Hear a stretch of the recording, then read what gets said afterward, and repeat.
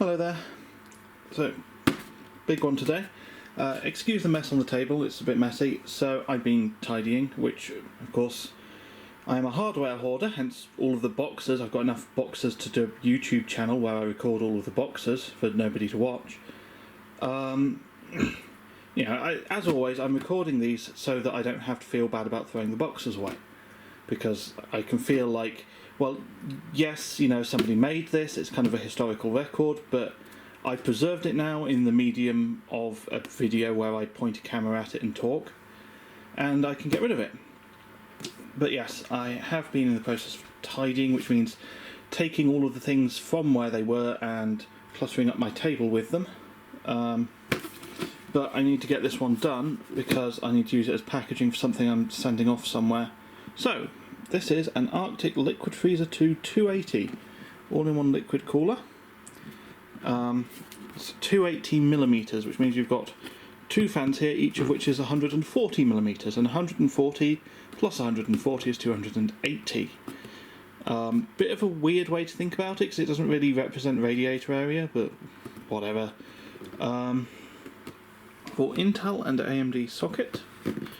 Always good, they're very competitive these days, it's good to have both. It comes with MX4 thermal paste, which is made by the same company, Arctic.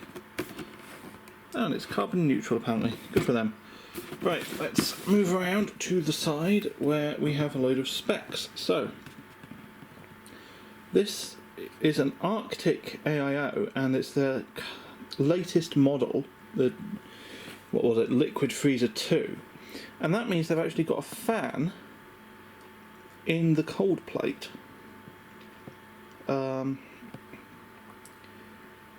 which apparently goes up to 3000 RPM, but I'm not sure how they choose how fast to run it.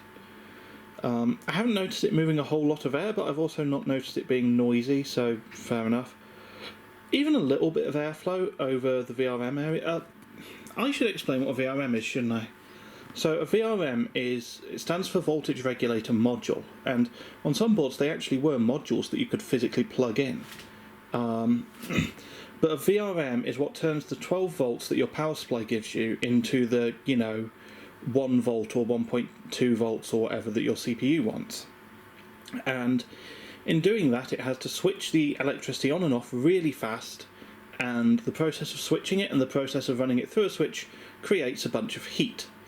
That is the very high-level oversimplified version. There's more stuff going on. This is not a video about how VRMs work. Anyway, because it produces heat, you've got heat sinks, but sometimes the heat sinks aren't very good, or sometimes there's just quite a lot of heat. So this little fan puts just a little bit of airflow around that general area, and a little bit of airflow is so much better than none. It can potentially make a huge difference, even though it's just a really little thing. Because some cases are terrible for VRM cooling, and this makes up for that in a surprisingly big way. But yes, anyway, pump up to 2000 RPM. We've got our fan specs there, up to 1700 RPM. These are Arctic zone fans. Arctic love to use this zone noise level, which apparently represents sort of perceived loudness a little bit better than dB does, because dB is kind of sound pressure level and it doesn't take into account human perception. There's our socket compatibility, so it does support Intel and AMD sockets, but it doesn't support TR4, the big socket for Threadripper, or TRX40, the other big socket for newer Threadripper.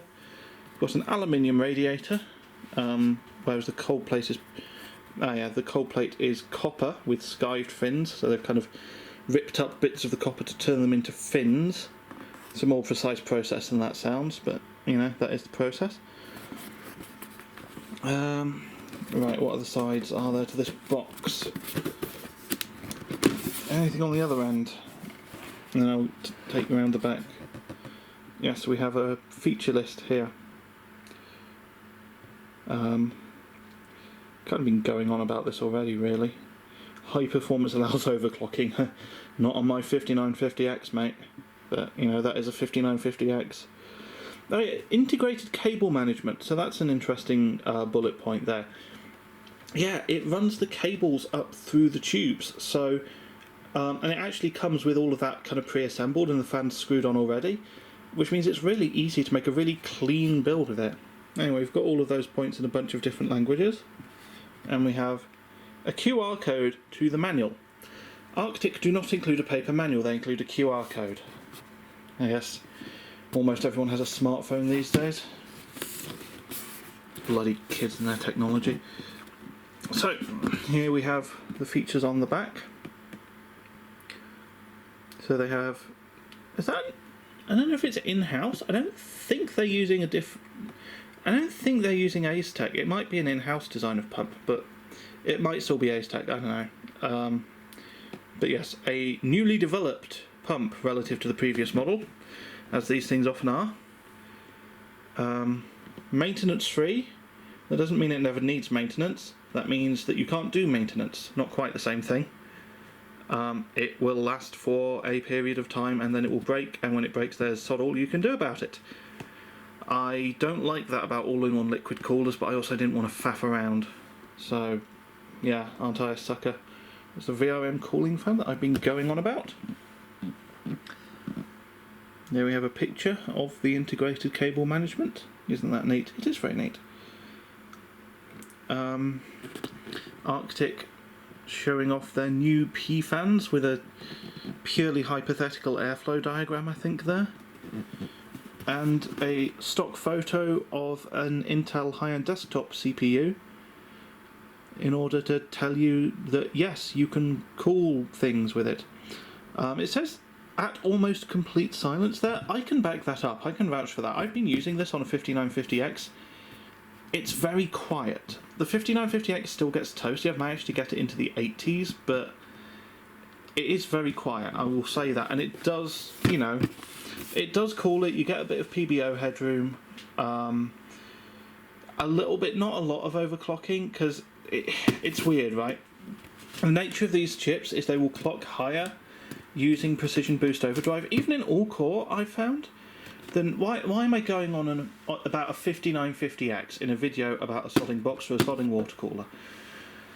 Now, well, you've probably seen how long this video... it's not even that long, so I can't say, oh, you saw how long it was, so you were expecting a ramble, weren't you? Well, I don't know, so 7.5 minute video, that's about average for me, so...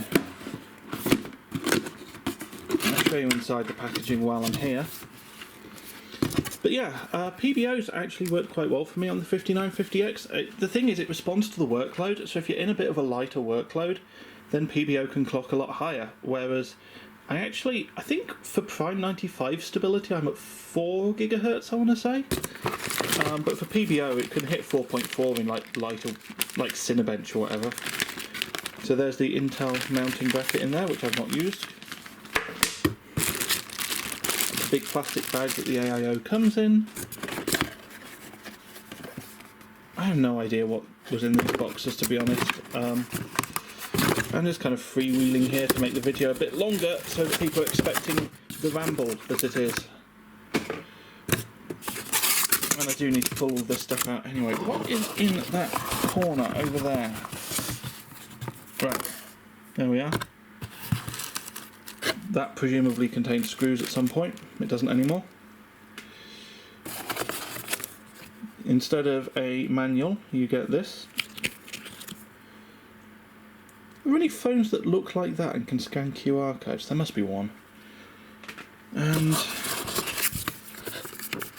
because of course they're big on saving paper, so you get a little card that says thank you for choosing Arctic. Oh, holds open. What's in here? That's if you're happy, leave a review. If you're not happy, don't leave a review. That's what that card says, basically. Oh, I'm in a cynical mood this evening. Well, anyway, I've gone over a box, which is what I do here. I will now be repurposing this box as packaging for a big GPU. And as always, I say as always, as if people are going to have watched multiple videos. Like, I don't know why you would watch multiple videos on this channel. Like, maybe you want to find out about a specific box and you come here and watch that video. But I don't know why you would stick around for, like, I don't know, maybe next week, or whenever I get around to it, maybe next week, I'll go over this random fan. Look forward to that. Don't forget to like and subscribe so you don't miss... No, I'm joking. Don't subscribe. What's my ending spiel? Oh yeah.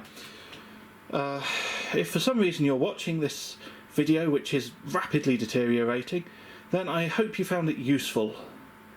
Insofar as this could have been useful, I guess. Cheers. Bye.